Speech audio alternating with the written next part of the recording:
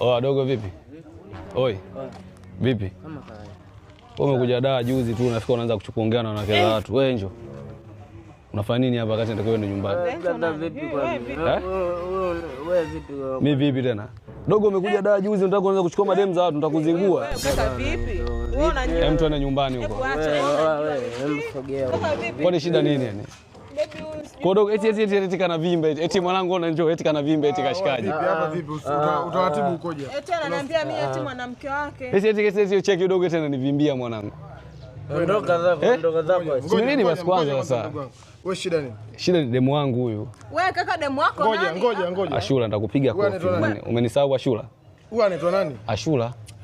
Wewe watu wako unatoa wapi? Hamna mimi usimjui, mimi naitwa Ashura. Yeye anamuita huyu Mai. Kumbe mwanangu wewe ni wewe sikiliza. Kumbe lenu moja mwanangu. Tusikilizane ngoja. Ngoja wewe sikiliza. Shida nini kwani mwanangu? Nikuulize wewe kwanza. Mbona unipige shida nini? Eti mama Angel. Mama Angel namchukua demu wangu anakataa. Achana majirani zangu. Wewe hao umewajulia yapi? Huyu hapa anaitwa Ashura demu wangu. Mimi si Ashura anaitwa Alamu. Acha babaisha kaka. Usini. Oa, tuna uwezo pia kukokotea mawe. Au nikokotee mawe? Unanitea pweti. Unanitea pweti. Sio nakutepa, unakutibua kweli. Tukokotee mawe. Oya wewe tulia kwanza. Wote ukota mawe.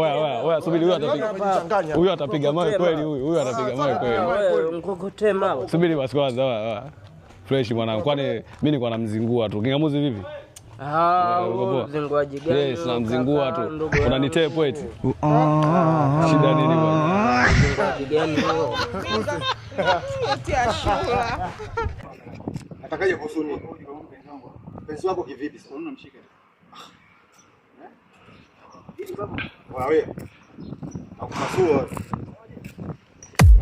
I wonder.